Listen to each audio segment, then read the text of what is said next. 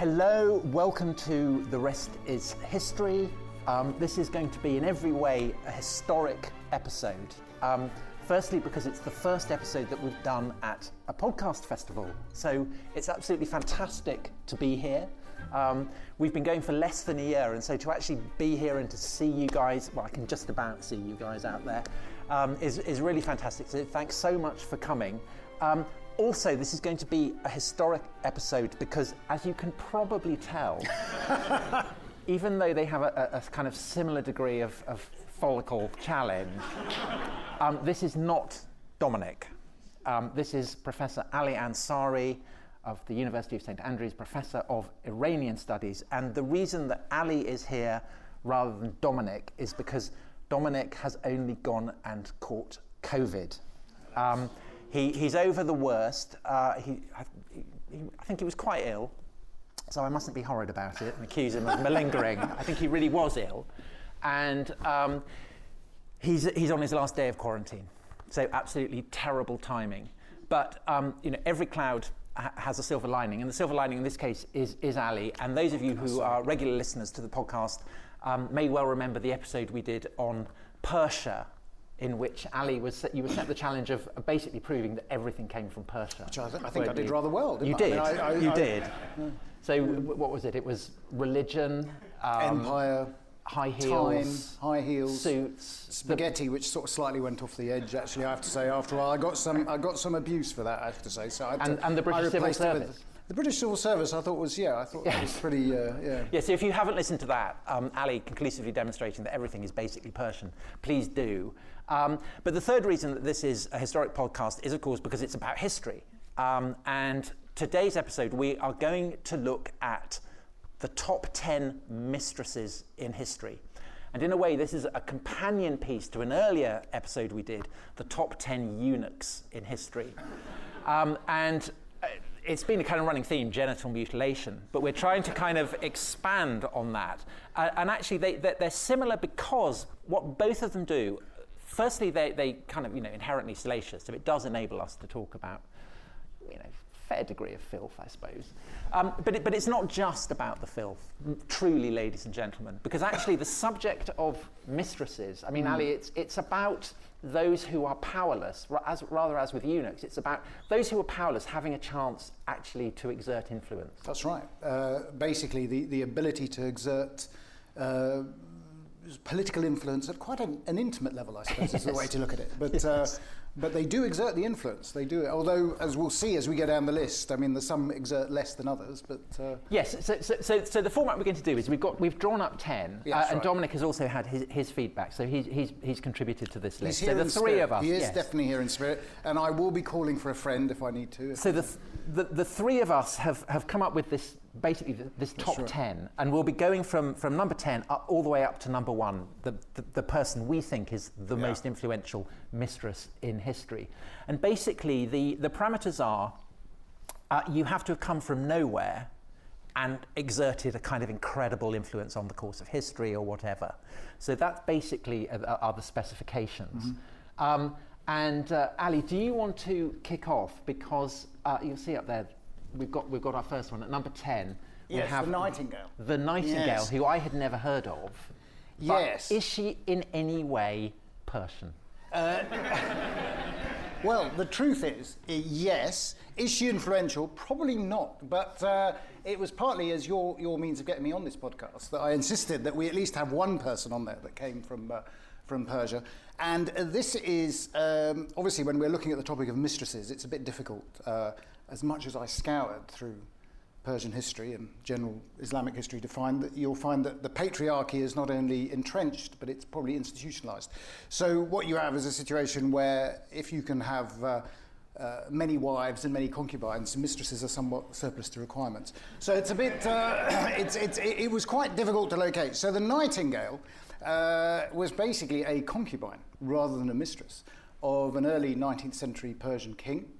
But she's notable for the influence she exerted on him, and you'll acknowledge, of course, and I'll have to acknowledge that the influence was pretty slight, because this king had, I think about 1,000 concubines. So, but the interesting thing is it was noticed that this particular dancing girl from Shiraz, as it turns out, had obviously captured the heart of this king, the painting of whom you saw yesterday. So what's his name? His name is, and I shall have to sort of say it, but no tittering please in the audience, is Fat Ali Shah.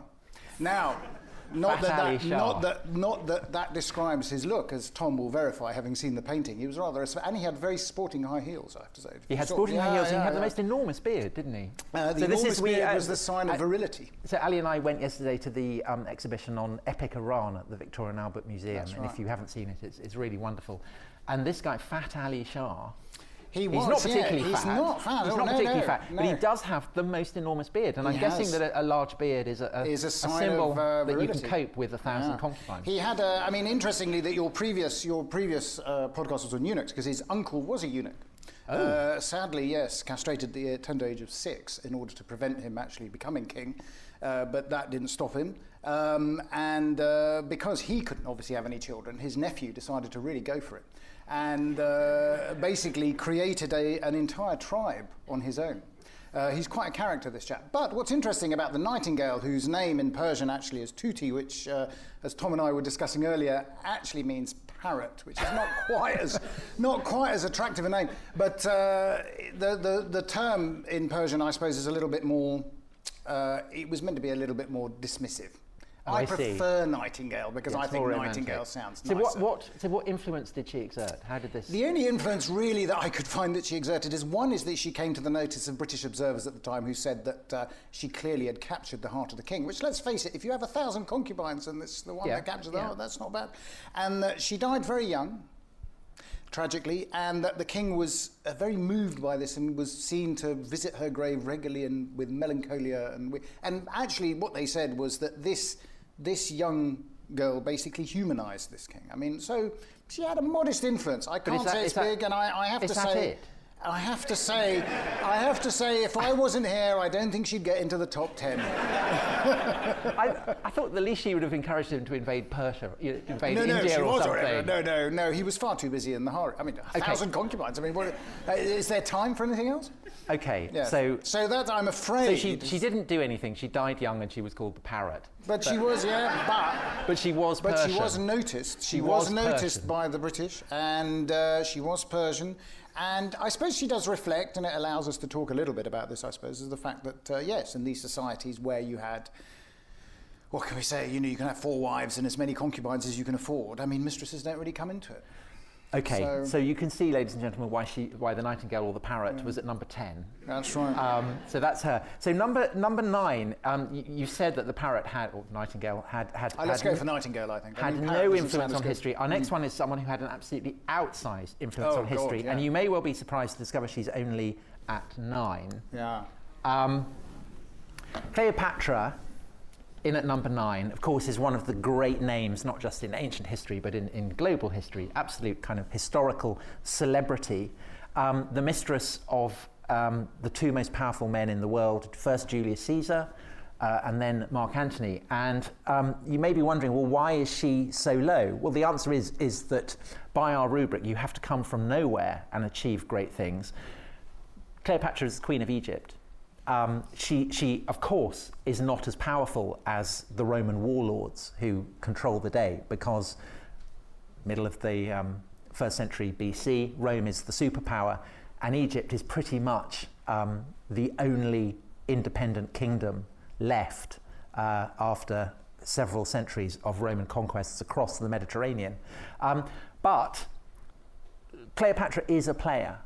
And so she is bringing things that both Caesar and Antony want.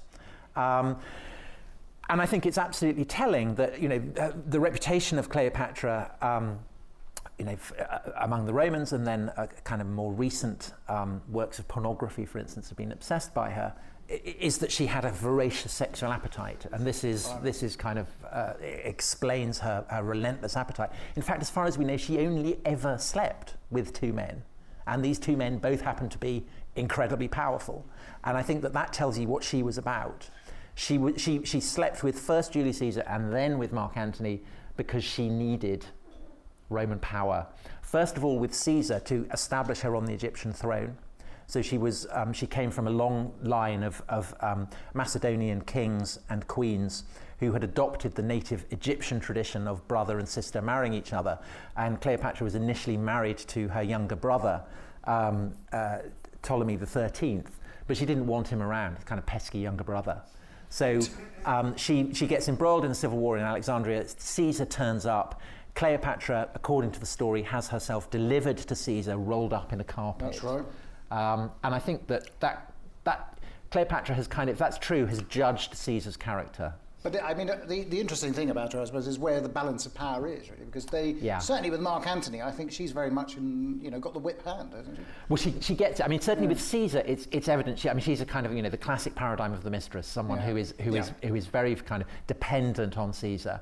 But then once Caesar's established her securely on the throne, she becomes a player in her own right. Something of the sort of the outsider when when the Romans don't really take to her, do they? Well, she goes to Rome just before the Ides of March and causes a great scandal. She snubs Cicero, who's a kind of very offended by this. Yeah, never snub an academic. Never snub the academic. Yeah, no, that's true. And then the Ides of March happens, and Cleopatra's got herself pregnant as well. With Caesar. Was she there over the Ides of March? Yes, she's there at the Ides of March, and she's her young son Caesarion, giving a clue as to who the father is. So her plan, basically, to establish a kind of dynastic union with the most powerful man in Rome, is foiled by Caesar's assassination, and the Roman world gets divided between Mark Antony, Caesar's best lieutenant, and the future Augustus, Octavian, who is his adopted son. The world gets split. Mark Antony takes the eastern half of the Roman Empire and summons Cleopatra in a very imperious way to Tarsus, where he's made his base. And Cleopatra, who had wowed Caesar by being rolled up in the carpet, wows Antony, who's a much more vulgar man, by turning up with the most incredible bling. So massive kind of barge. This is the thing that Shakespeare makes kind of wonderful kind of purple passage. And presumably Mark Antony was quite taken by the fact that he would be going with Caesar's mistress. That's absolutely part of it, yes. But essentially Cleopatra she is wowing him with her, her gold, her splendour, her pizzazz. And could you say she emasculates him? No, because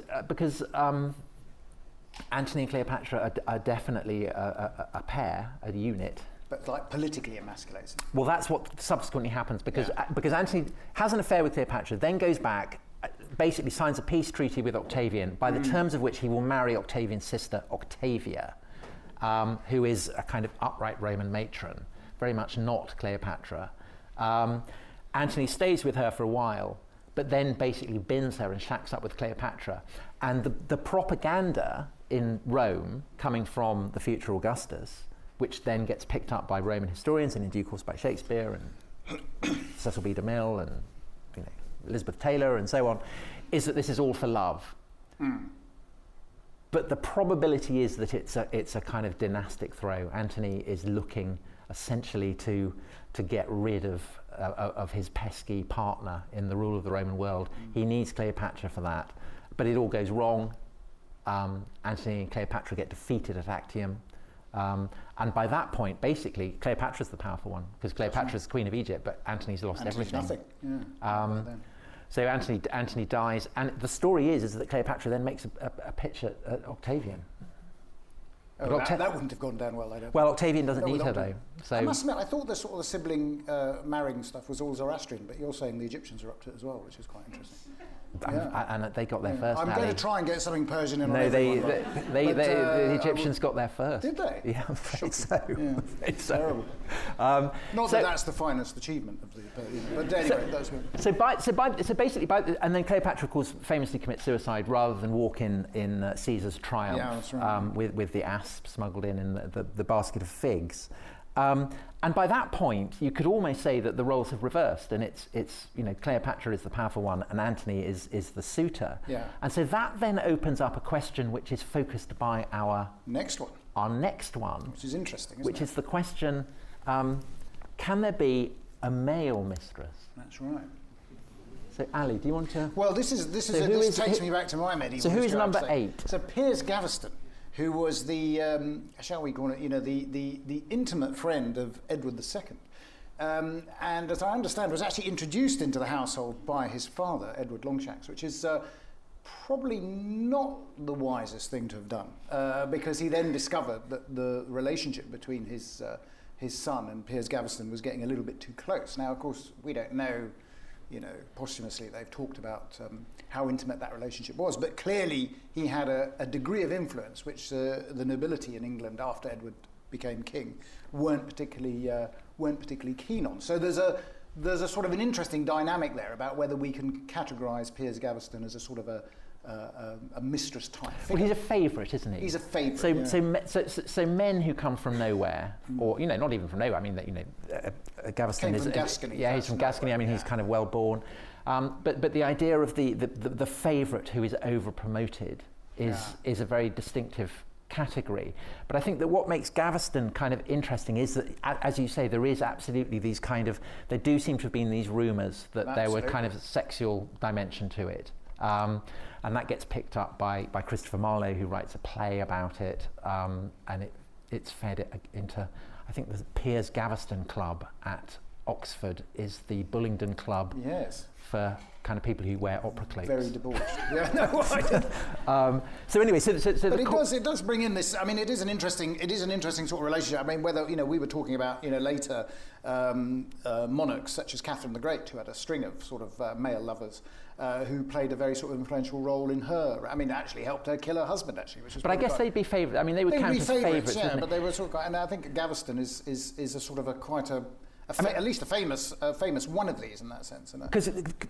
Because I think that, I mean, the reason that Gaveston causes so much trouble, it seems from the sources isn't really because of the sexual dimension, if that indeed that existed. It is because he's clearly a massive lad. He's really good at tournaments, and he's on campaign with Edward I in Scotland, and he bunks off to go to a tournament, which is not the kind of behaviour. The interesting thing is, if Edward I has introduced him, he must have thought highly of him. I mean, that's the thing. But I think he regrets it. He does regret it. And then the moment Edward dies, Edward II is lavishing gifts on him. He makes him the Earl of Cornwall, and Gaveston enters the tournament again and kind of humiliates the established aristocracy. So I think it's that really. He's a bit of a show-off, really. He's a kind of peacock. Driven up with his Lamborghini and stuff like that. Absolutely. Yeah, he looks. Yeah, and the absolutely. traditional aristocracy aren't very keen on this sort of. And so the aristocracy are kind of endlessly trying to get rid of him. Yeah. And Edward is kind of forced to send him into exile, and then Gaveston comes back, and then the cycle, goes over and over and over, and then finally in 1312, Gaveston gets cornered and executed. And his end is not pretty, is it? I don't think. I mean, if I remember. No, his head gets chopped off. It's Edward II whose end is not pretty. But wasn't Piers Gaveston hung, drawn, and quartered? No, I think he just got executed. I think he just had his head chopped off. Head chopped off. It's all right. But Edward II had it rather. Yeah. Well, everybody involved in this story, terrible things are told of them. So all the stuff about Gaveston, the rumours, we don't know whether they're true or not. Edward II notoriously, he ends up getting deposed by his wife, Isabella, the she-wolf of France, and her lover, and he gets put in Berkeley Castle, and terrible screams are heard. And the story is, of course, that he is killed by having a red-hot poker shoved up his anus. Perhaps to disguise what had happened, and perhaps as a kind of brutal joke about his relationship. Was it also because you mustn't shed royal blood? Yeah, that as well. It's a very sort of like, that's rather, Middle Eastern idea, but no, I don't know. Possibly Persian? Yeah, possibly.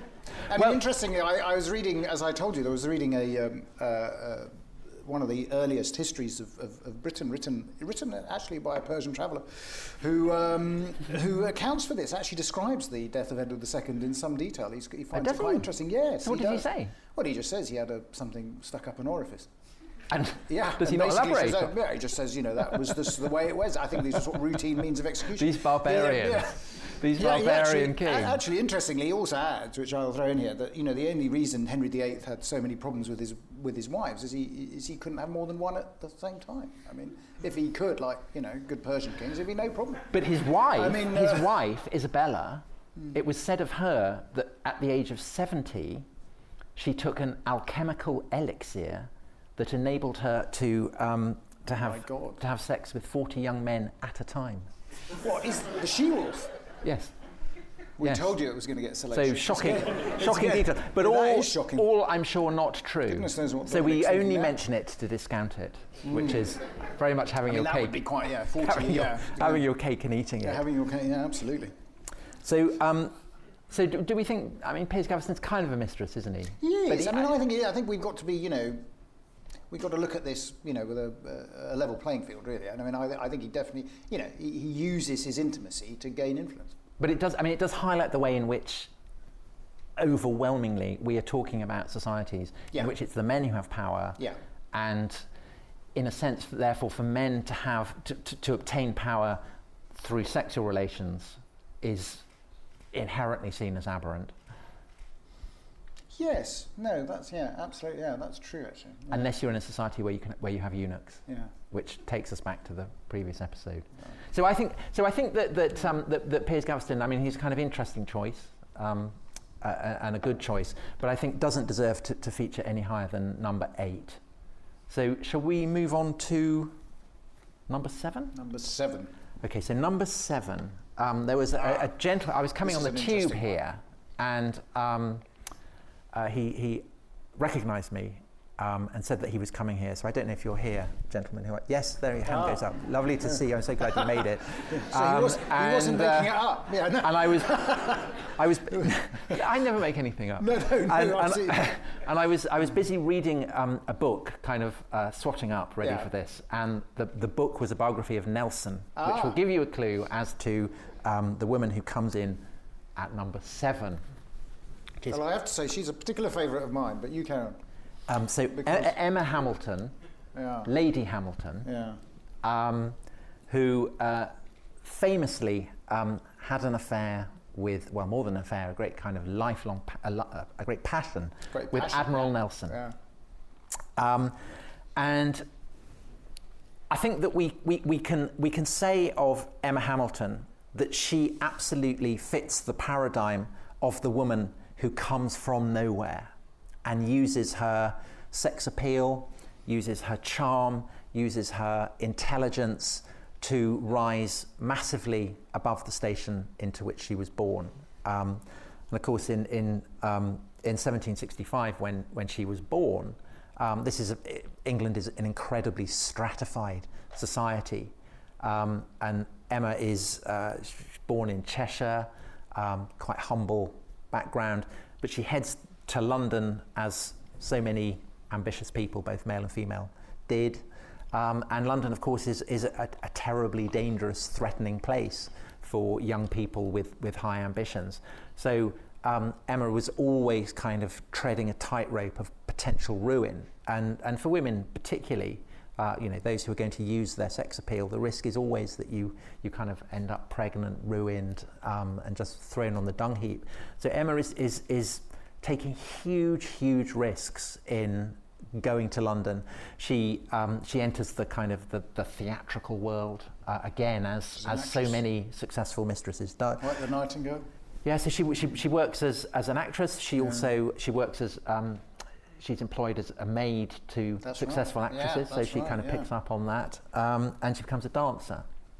And her ability to, I mean, they have dancers in Persia. That's right. Yeah. She was very almost famous for her beauty, of course. I mean, the thing with Emma Hamilton is just, for me, the most is the tragedy of it all. Actually, I mean, to be honest, I mean, she's basically passed on from one successful man to another. Effectively. So you yes. So the first one. So her achievement is to bag a man, a powerful posh man, and this man is Charles Greville, who seems to be rather boring. He was, but much older. Is very rich. Yeah, fair enough. So Charles Greville, it's a kind of My Fair Lady scenario. So he puts her up in a house in Paddington, and Emma is very she shows herself to be very proficient at languages. So she learns Italian and French very quickly. She becomes great friends with the Queen. So of Naples. Yeah, the Queen of Naples. And she has this great thing, which is always my favourite thing about her, that she, and this is again where the dancing comes in. Yeah. They're called Emma Hamilton's attitudes. Oh, that's right. Yes, I read about it. And she uses her control of dance and mime to simulate scenes from classical antiquity. So William Hamilton's pots, there'll be nymphs or something on the pot, and she will pose. And before YouTube, this is the kind of hottest ticket in Naples. So everyone gathers round to watch her do her attitudes, and it's all great fun. Very Enlightenment stuff, isn't it? Really? Yes. Yeah.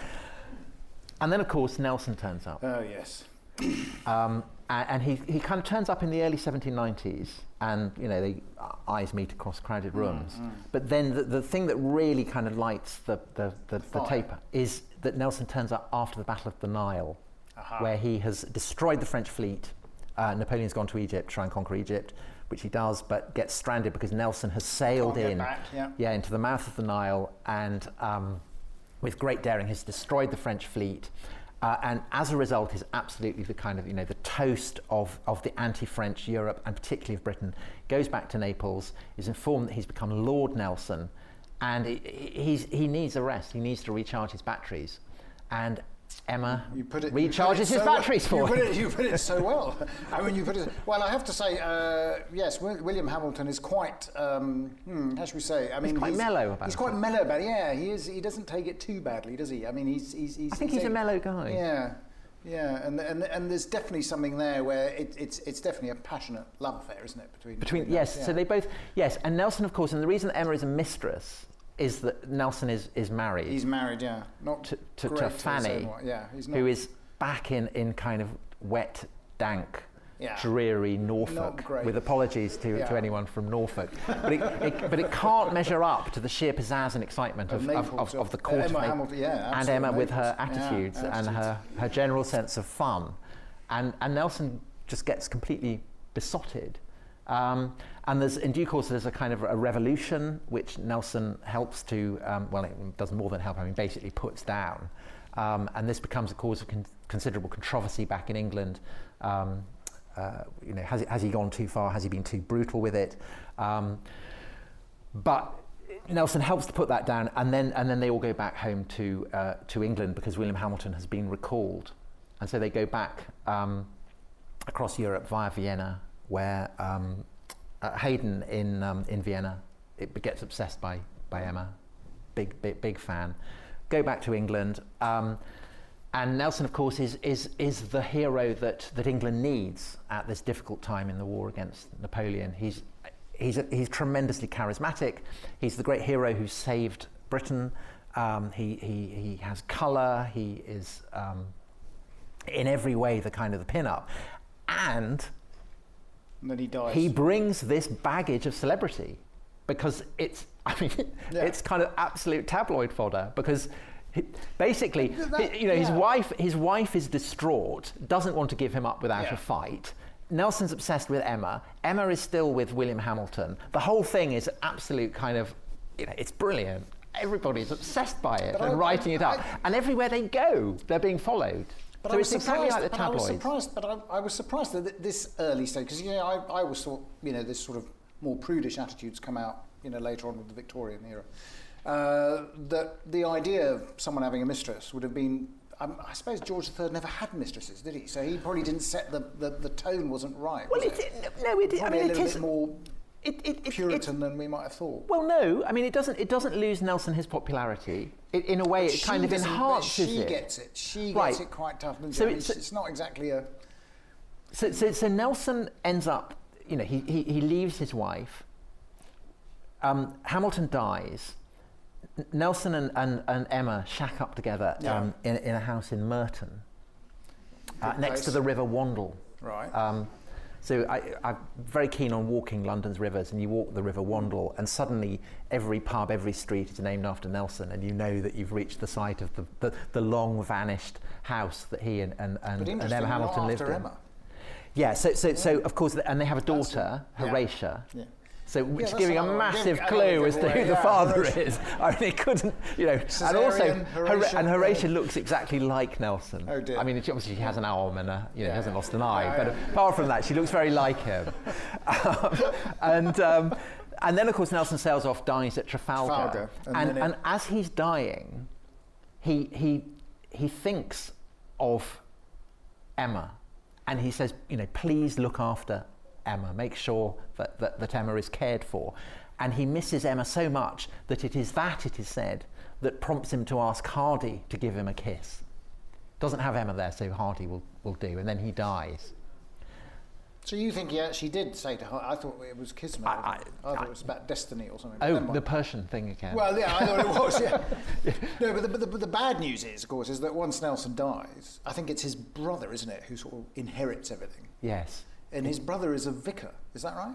Yes. And rather, how should we say, not.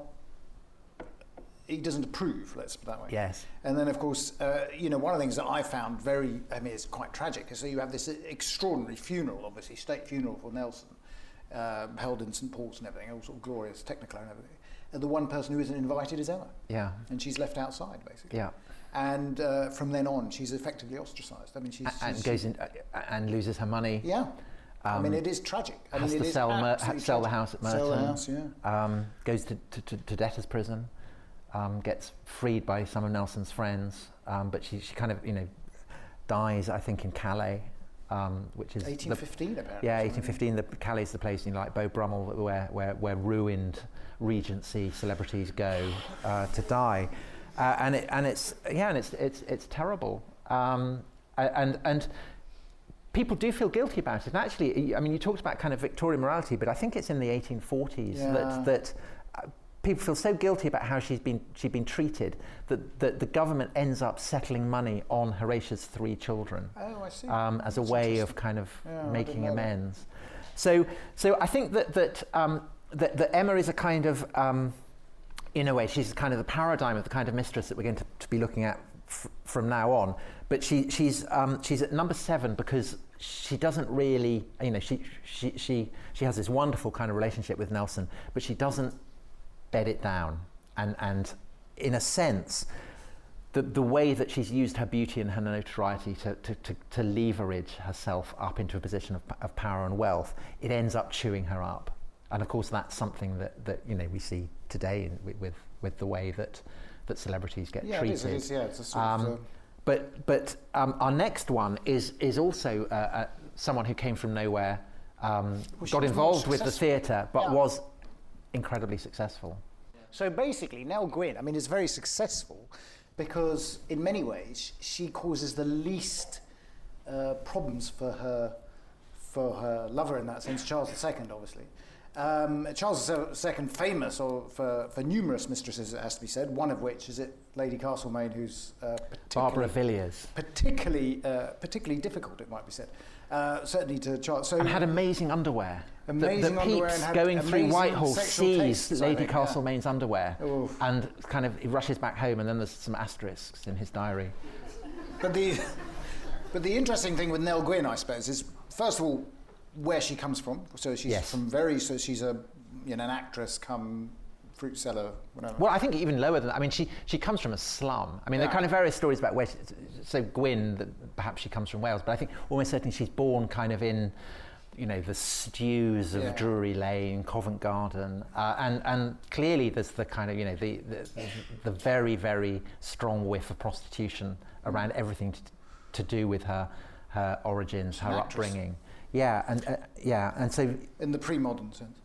And so she becomes an orange girl. That's the famous thing that everyone knows about Nell Gwyn, is that she sells oranges, and she's I think 14. But it's isn't it seen to sort of Charles II's credit in some ways that he's besotted or falls in love with someone who is so much salt of the earth type sort of. It's not aristocratic, and there's no basis of here she is coming from basic. So in some ways it adds to its popularity, of course, doesn't it? Absolutely. In some ways, yes. So she goes from being an orange girl, which basically means that, it's kind of the equivalent of kind of selling fruit pastels in the West End now. Yeah. You're going around with your tray Are there people selling fruit pastels in the West End? It's a mystery of 17th century historiography. And not just oranges, kind of lemons. And fruit and. But these are exotic fruit. Exotic, yes, exactly. And then she's very well. She again, Pepys calls her pretty, witty Nell.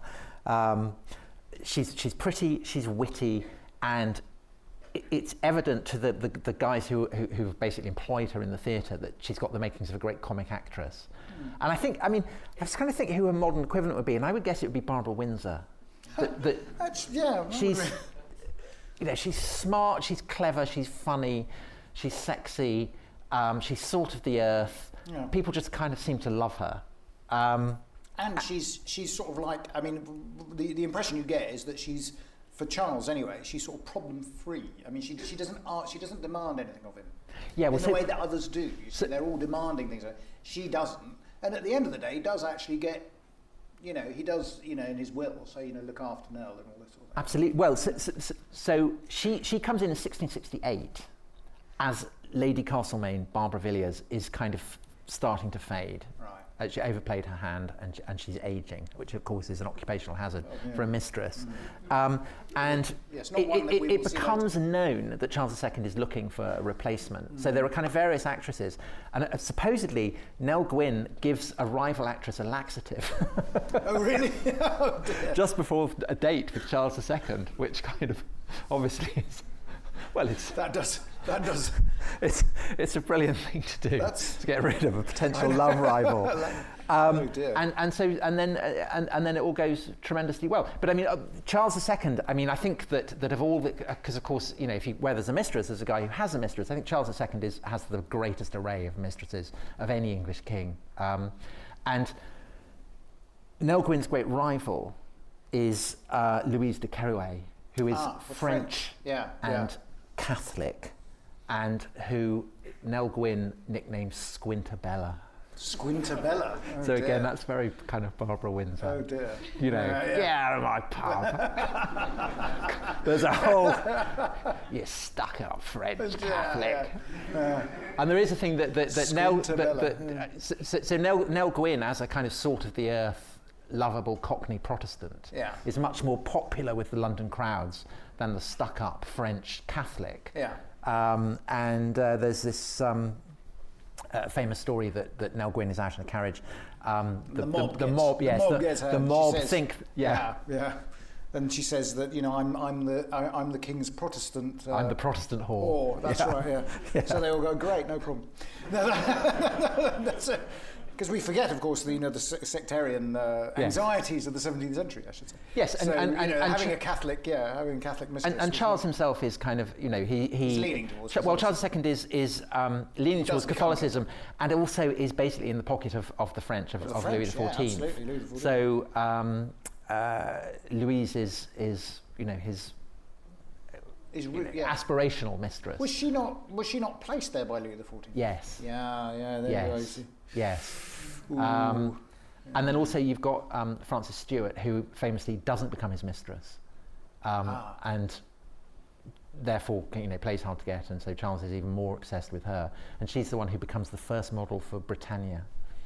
So Nell Gwyn, up to this point, you could say, I mean, what's the difference with Emma Hamilton? The difference is, of course, that Nell Gwyn doesn't, everything goes fine. Yeah, because she doesn't get... Charles II dies and she is looked after, and she does her son become... Yeah, so she has two sons. Two sons. And the son... The kind of various stories about how this works. One is that Charles is kind of, hanging out with Nell, and the young boy, who's also called Charles, wanders in, and Nell Gwyn says, "Come here, you little bastard." And Charles II says, "You can't call my son a little bastard." And Nell Gwyn says, "Yes, but that's what he is, unless you give him a peerage." Nicely done. And the other story which I think is even more improbable, is that she kind of hung him out of a window and threatened to drop him unless Charles gave him a peerage. Which again, so he becomes, I think, the Earl of Burford, and then the Duke of St Albans, Charles Beauclerc. Oh. And the Beauclercs, I think the house in Windsor that they got given, they lived there until quite recently. So, and there are all kinds of members of the aristocracy to this day who Oh, the line isn't extinct then? It's still... No, they're all very proud to be descended from Nell Gwyn and from Charles. So I think that's she's a winner. No, I think she is. I mean, if you compare obviously with Emma Hamilton, I mean that's she's done well. Yes, she does. She has done well. So she's in at 6, and then at number 5. Yeah, this is your one, I think. Yes. So Lily Langtry is a fascinating, she complements and contrasts with Nell Gwyn. So Nell Gwyn uses the stage to become the mistress of a member of the royal, to become a king. Lily Langtry uses her affair with the Prince of Wales, the future Edward VII, to become an actress. And the reason we put her in at 5 is that Lily Langtry serves as a kind of prototype for possibly the 2 most famous mistresses of the 20th century, Marilyn and Camilla. Lily Langtry is part of a kind of a trend in the 19th century for kind of celebrity courtesans who sleep with a range of famous people. So there's Lola Montez, who despite her name is actually Irish. She's Irish. Yeah, and she kind of pretends to be a Spanish dancer. And she gets off with... she's a fascinating figure, though, I think. I mean, Lola Montez, to be honest, I would have had her instead of Lily Langtry, but... Yes, we have debated this, Ali. We have debated, and now is not the time. But I will say something, yeah. But yes, so Lola Montez, as you correctly pointed out, she has affairs with Franz Liszt, with Alexandre Dumas, who writes The Three Musketeers, and famously with Ludwig I of Bavaria. Yeah, that's the best. And Lola Montez thinks she's absolutely made it. She's in this hanging out in Bavaria, and then 1848 turns up, the year of revolutions, and she gets, she gets to go to America. One other famous person she has an affair with, of course, is Flashman. That's right, and that's how I became acquainted with Lola Montez, I have to say, is Flashman. So there's Lola Montez, and then there's those of you who've listened to the episode that we did on statues. May remember on Whitehall there's a statue of Spencer Cavendish, the Duke of Devonshire. This guy I'd never heard of till Dominic told me who he was. I mean, the most extraordinary lingerie you've ever seen on this statue. And Dominic revealed that he was most interesting because he had an affair with this woman, Catherine Walters, who was known as Skittles. And Skittles was famous for riding in the tightest riding habit that any woman, riding through Hyde Park and St James's Park in this incredibly tight riding habit. And so she had an affair with the Duke of Devonshire, but also with Napoleon III and with the Prince of Wales, the future Edward VII, who probably comes second to Charles II as a royal sponsor of mistresses. But didn't he wasn't he also quite, Edward the Seventh, in terms of l'entente cordiale, wasn't it sort of partly he was having, a few of his flings were quite good for building relationships. Well, that's what he said. He was, it was important for him. That's what he told Mummy. He was doing a diplomatic service, I'm not sure about that. I'm not sure about that. It's important for l'entente cordiale that I have a few. But I think Lily Langtry is Edward VII's most famous mistress. They had the fling long before he succeeded succeeded his mother, Queen Victoria. Lily Langtry, she came from Jersey. She was known as the Jersey Lily. Her husband, who gives her the name, I think it's Edward Langtry, he turns up in Jersey with a fabulous yacht. And so Lily Langtry, who's the daughter of this clergyman, who's an absolute ladies' man, completely notorious, kind of falls into his arms with great gratitude, and they sail off to London. What, her father is a lady? Is that what you said? Yeah, her father is this. I think he's the dean of. And Jersey. He's a great ladies' man. He's a great ladies' man. Oh. Yes. Oh, yeah. Okay. And when she's in London, she's incredibly beautiful. She gets taken up by kind of artists. She serves as a model for all kinds of painters, and that's how she ends up with the Prince of Wales. And she's with the Prince of Wales for 3 years. Gets presented to Queen Victoria, unbelievably. I mean, it's kind of she's very. What did she make of it? Well, Lily Langtry's incredibly charming, and all mistresses, to be a mistress, it's not just enough to be gorgeous. You've got to be charming and witty and intelligent. Yeah, so, absolutely. and so they separate.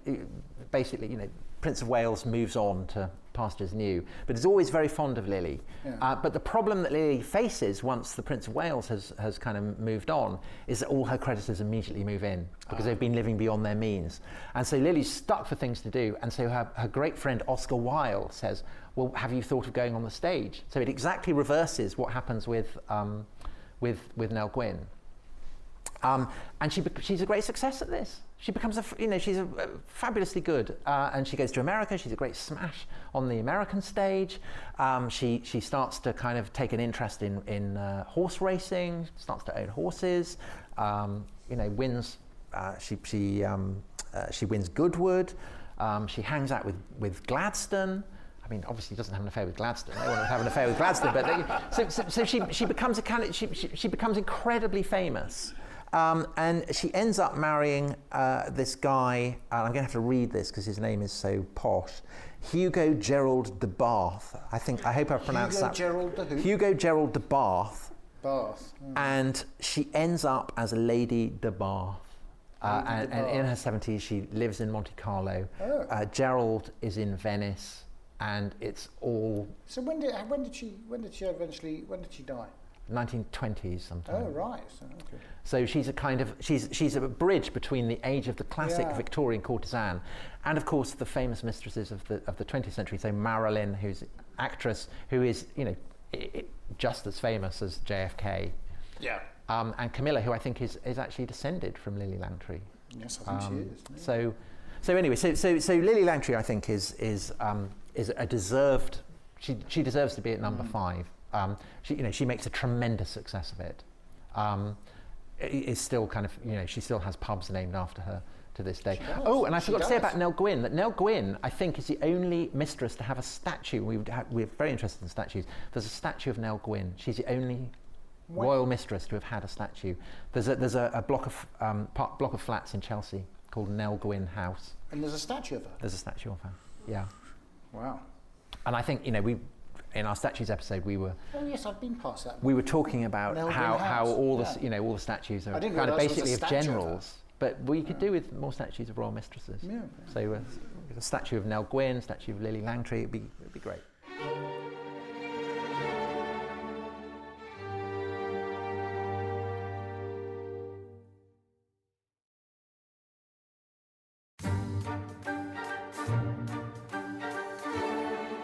Number 4. Now this is a proper mistress. Yeah, we're talking proper. Yeah, this is proper stuff. None of this sort of actresses. So, Madame de Pompadour, who is the mistress to Louis XV of France. Now, the interesting thing about Madame de Pompadour, as powerful as she becomes, and she actually does break some of the sort of the standards that we've been talking about, in as much as that in the French system, in the French royal system, there was a post of chief royal mistress. Yes. And not only does she, fill this post, but it comes with lodgings, which is rather interesting. En titre. Yeah. So, this is a formal position for Louis XV. And she ends up basically effectively running parts of the state, which is, she has quite a lot of political power. She becomes Prime Minister, basically. Yeah, she basically. She also is there, as we were saying, long after, you said, age is a sort of an occupational hazard, but not in her case. I mean, she hangs in there. Yes. Till quite late, and she knows that she gets to a stage where she sort of says, I'm not really interested in all this intimate stuff anymore, I can't handle it. So I'm going to bring in some other people to sort out the king on this basis, as long as they don't mess around with his So it's kind of layers of mistress. Yeah. So she's in a different league, actually, I think. But kind of creepy and weird as well. Sort of like a second wife. But it's interesting because when we go back, if we can go back to number 10, what's the distinction between this as a mistress and a second wife? Well, I'll tell you one distinction. I mean, she's basically his second wife, right? One distinction is that she is groomed for that position. Groomed? She's groomed, and I use the word advisedly. So she. So before she becomes Madame de Pompadour, her name is Poisson, so she's called Fish. Fish? Yes. It's almost as bad as Pat. Jean-Antoinette Poisson. Yeah. And at the age of 9, apparently, she's told by a fortune teller that she's going to win the heart of a king. And so from that point on, she becomes known to her family as Renette, little queen. And basically, her parents start grooming her to become the royal mistress, which, I mean, even for the French... That's pretty... Yeah, I mean, I must admit that... I mean, it's quite odd, isn't it? That is a bit, yeah, that's... rather like Emma Hamilton kind of educates herself to be able to kind of hang out with rich people. She is, she's kind of educated, given dancing lessons, all that kind of stuff. You're saying it's sort of quite creepy in some ways. It's probably creepy to us, but probably not to 18th century French society. If you think that their idea is that this is a formal position. Yes. So you're basically. So she's applying. Yeah, she's applying for a job. So the king is out hunting, and she goes along to the hunting, and she wears a pink dress and drives a kind of blue chariot, and then she puts on a blue dress and drives a pink chariot while he's hunting. Right. And you'd think, rather than infuriating him, which frankly, if I was hunting and this woman turns up kind of scaring all the game, I'd be pretty cross. But no, he really likes this. And so then they have a masked ball at which he, very peculiarly, goes as a tree. Goes as a tree? He goes as a tree. Wow. And she goes as Diana, the goddess of hunting. So, all very... Right. And so then they take off their masks, but you're beautiful. And there it is. She's kind of, but she, as you say, is absolutely qualified to, I mean, she's an incredibly impressive woman, very, very competent, and basically the king can't function without her. And when I say function, I mean politically.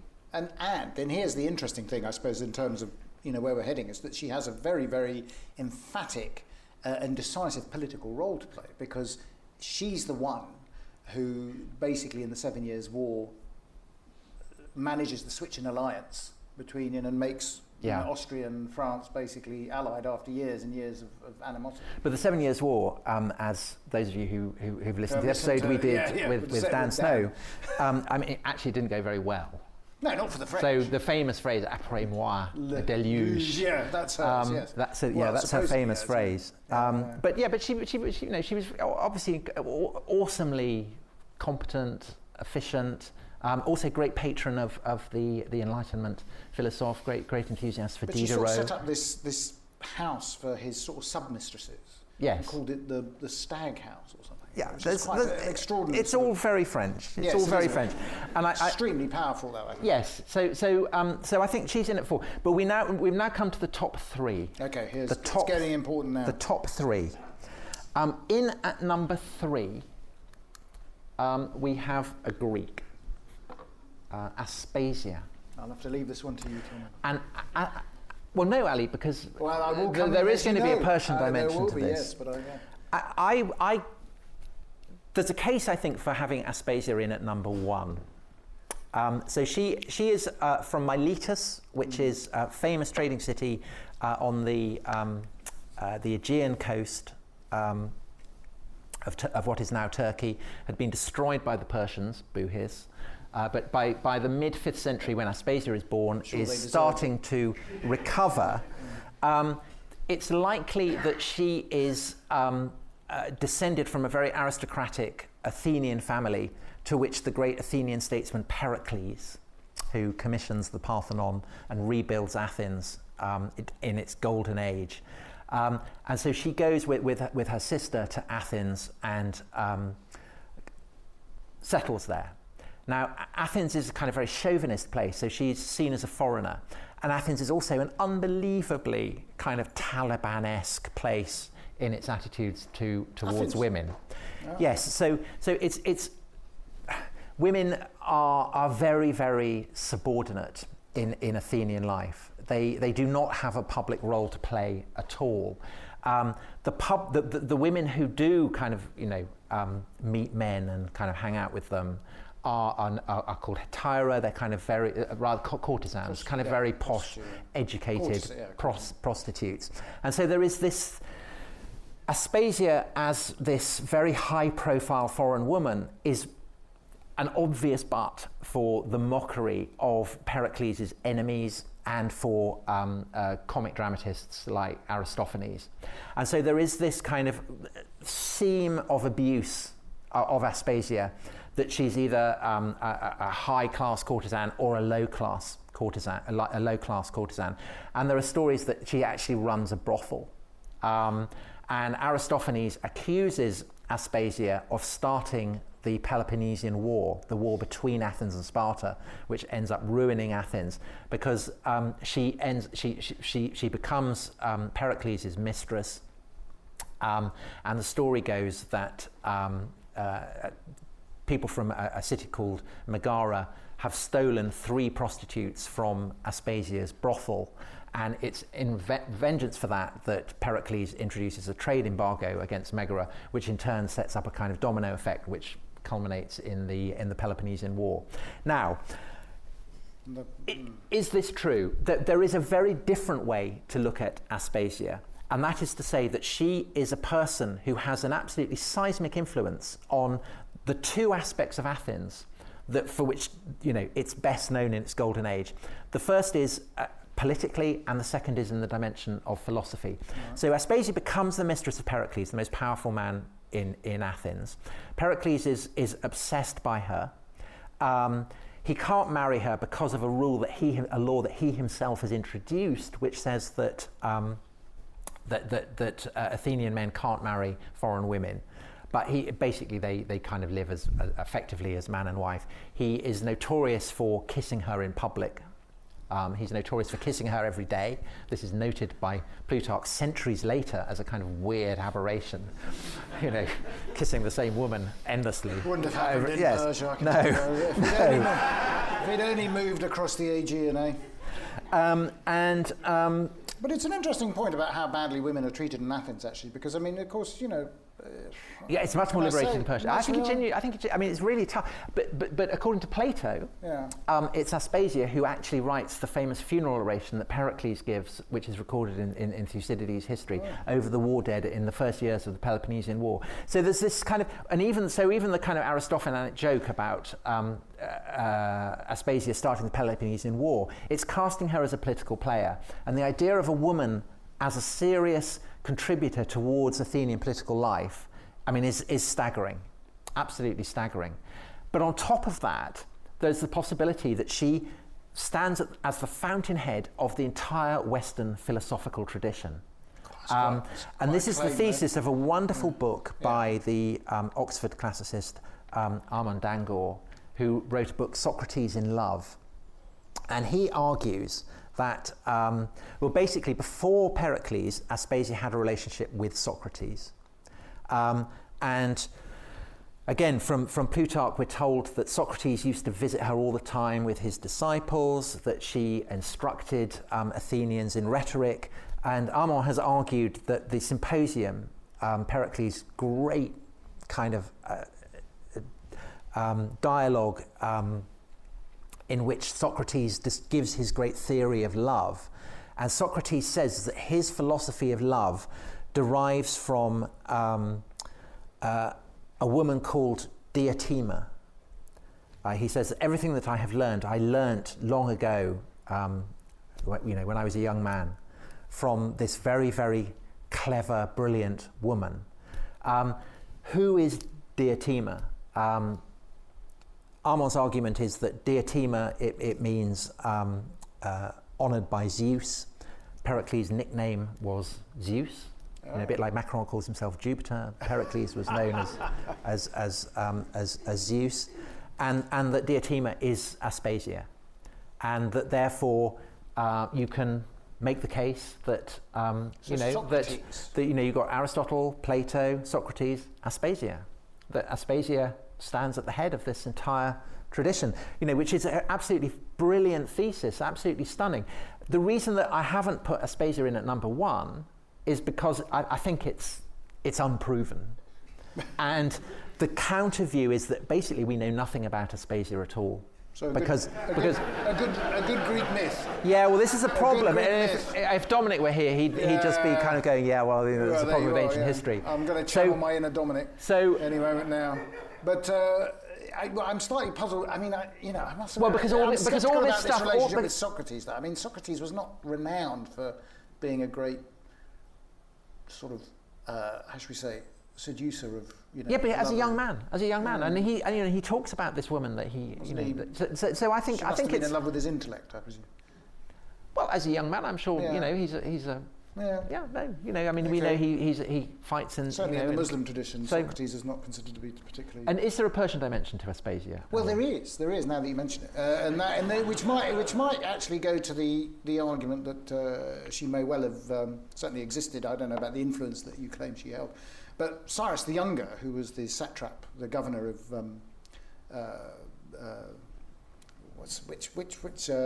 of Western Anatolia. he apparently named his mistress after her as a sort of a emulation, so to speak, which is quite interesting, actually, in that sense. So he obviously thought that she was someone of significance. So the Persian seal of approval as well. Lydia. So I think she deserves to be at number 3. Were the evidence a little bit firmer, she'd be in at number 1. The Peloponnesian War, remind me, who benefited from the Peloponnesian War? The Spartans. And who were the supporters of the Spartans? The Persians. Thank you. Yes. Anyway, let's move on. So she must have been important. She must have been important because she basically facilitated the destruction of Athens, which is. Okay, so that's why she's at 3 and not at 1. Exactly. There you are. Okay. So number 2. In at number 2, just bubbling under, we have Marie Walewska. Now.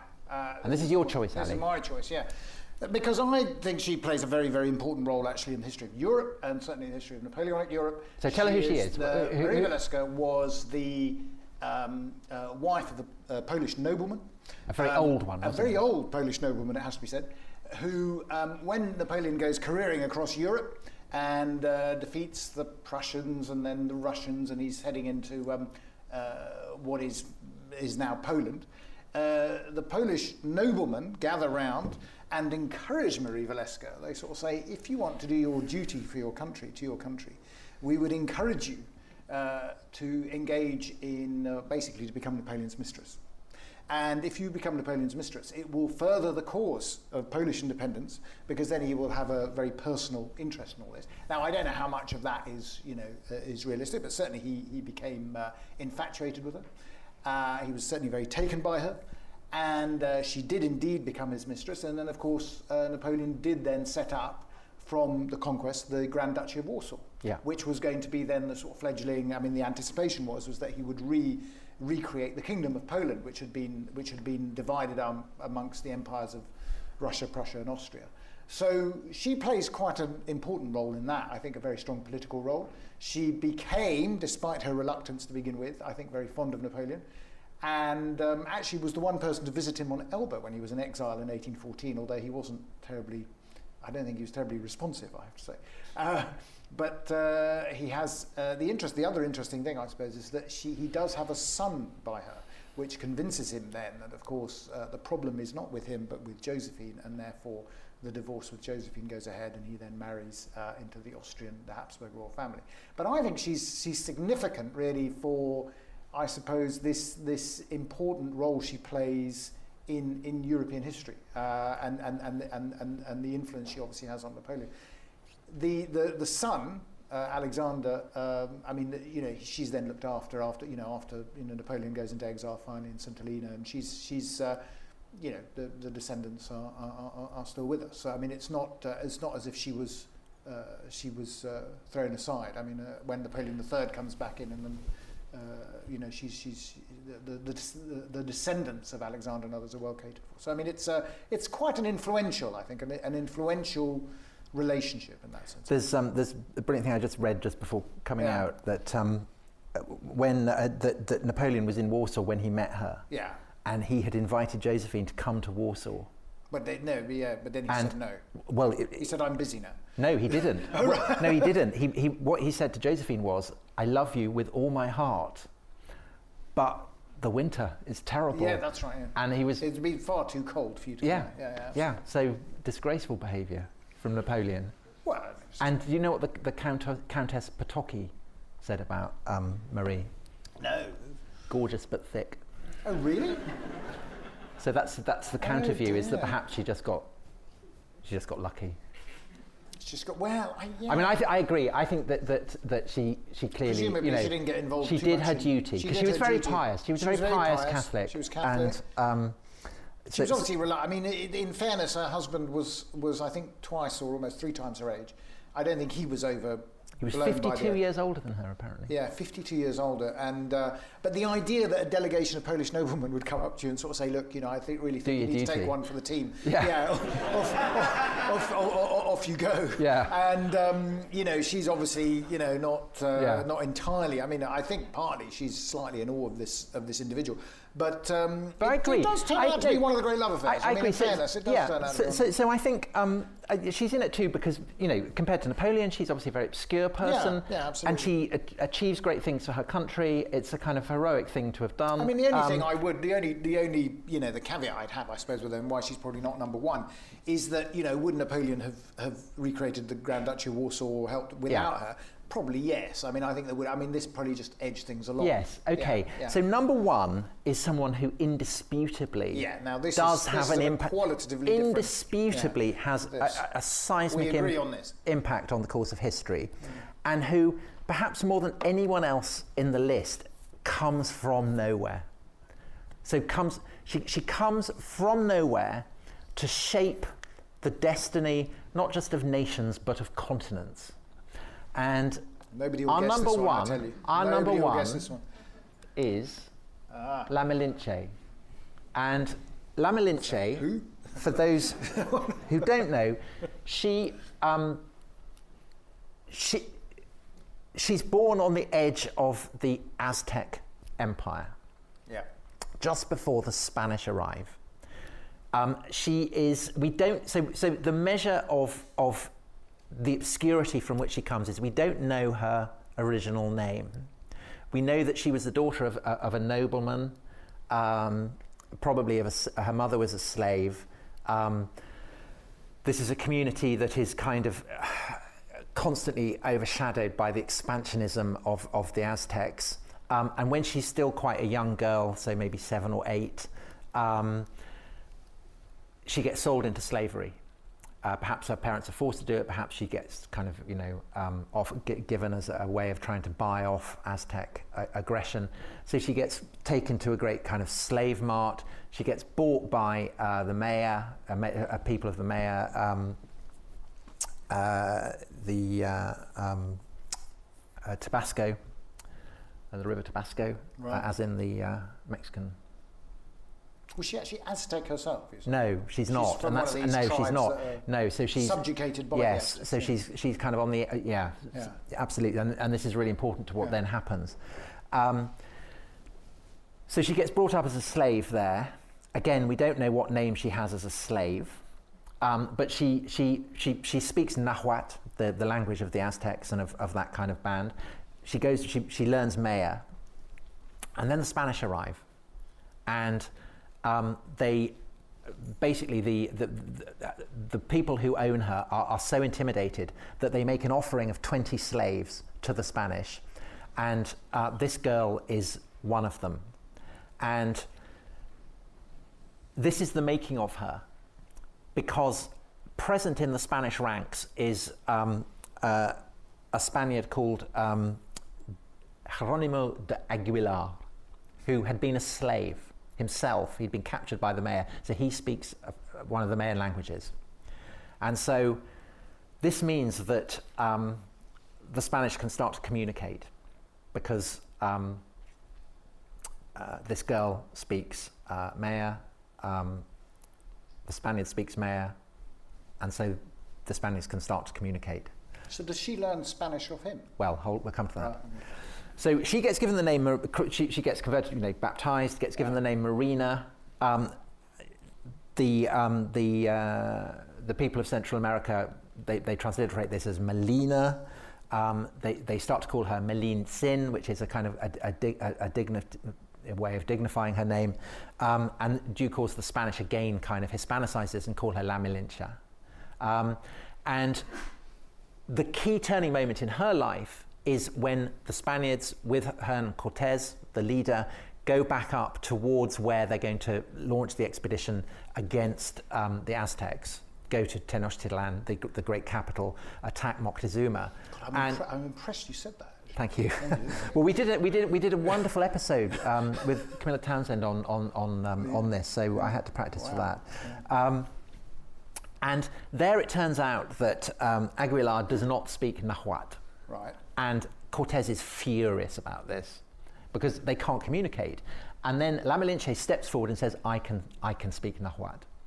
So you have this kind of chain that as the Spaniards march towards Tenochtitlan, La Malinche will translate from Nahuatl, will translate it into Maya, Aguilar will then translate it into Spanish. But as they go, La Malinche is very, very smart. She starts to learn Spanish. So Aguilar gets cut out. And Malinche essentially becomes the interface for Cortés and everybody in the Aztec Empire. Now, some of these, of course, are the enemies, the Aztecs themselves. But for La Malinche, this is a chance to get back at the Aztecs. And so it's La Malinche who basically constructs the alliance that enables the Spanish to defeat the Aztec Empire, because there are all kinds of subject peoples who are desperate to revolt. And it's La Malinche who is not only a brilliant linguist, but a brilliant diplomat, who essentially stitches this alliance together. Because, I mean, the number of Spaniards, we're talking about, what, 500? Yeah, they're very few. So La Malinche is recognised by the Spaniards themselves as having played an absolutely key role. So she has this relationship with Cortés. He has a son by him, Martin Cortés, who, for Mexicans to this day, serves as the kind of fountainhead of the mixing of the European and the Central American. So he's kind of seen as the first Mexican, if you like, in that kind of, the first embodiment of modern Mexico. And she is seen by Mexicans today in a very ambivalent light. So is she a traitor? But this is... So for lots of Mexicans, she's seen as the embodiment of a traitor. But for lots of Mexicans, she's seen as someone who basically creates Mexico. And she has this huge influence on Cortés, on the Spanish, and on the Aztecs, and on all the other various Nahuatl-speaking peoples. You can only really, this interests me, you can only really see her as a traitor if you look at her through the prism of modern nationalism, surely. Absolutely. That's the thing. Yes. And you can see it, but from the perspective of 16th century, Mexico and whatever, she was probably, taking revenge for the way her people had been treated for many, many years. And it's really striking that she, for instance, she never adopts European dress. That's interesting. She always wears. And she's recounted in Diaz's Conquest of New Spain. Is that that's absolutely? Right? And he says that. That she's a hugely admirable figure. Cortés himself says that he owes, obviously, for the conquest of Mexico, he owes most to God, but then he owes most to La Malinche. It's seismic when you think about it. The role she plays and the conquest of New Spain and basically the establishment of the Spanish Empire in America is well. Yeah, I don't think you can beat that, really. No, and she establishes a school of translators. Wow. So she's the person basically who enables the two sides to communicate. She is she's kind of cheerful. She's charming. Basically everybody loves her. Everybody who meets her loves her. Cortés had a wife in Spain, didn't he? Yes, and so he can't. He's not going to marry her, but he does marry her to a kind of very well-bred conquistador, which then means that she is recognised as a donna, a lady by the Spaniards. So Cortés kind of does right by her, and she dies very young, but having achieved incredible things. And I think that she's number one. We all agreed that she should be number one because. As you say, she comes from nowhere. She's a slave. She's a nameless slave. We don't know what her name was as a slave or before she became enslaved. And she rises to have this outsized impact on the history of Mexico, on the history of Spain, on the history of the world. So I think that La Malinche shows just how far a mistress can go. We started with a slave who did basically nothing. Yes. And we've ended with a slave who enabled the conquest of the Aztec Empire, which is, I agree. I think her influence is outsized, really. It's enormous. Yes. It's wonderful that you've all schlepped out here on a Friday night to hear us. So thanks ever so much. Really appreciate it.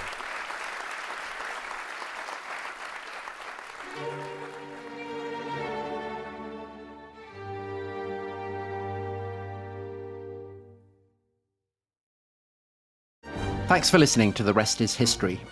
For bonus episodes, early access, ad-free listening, and access to our chat community, please sign up at restishistorypod.com. That's restishistorypod.com.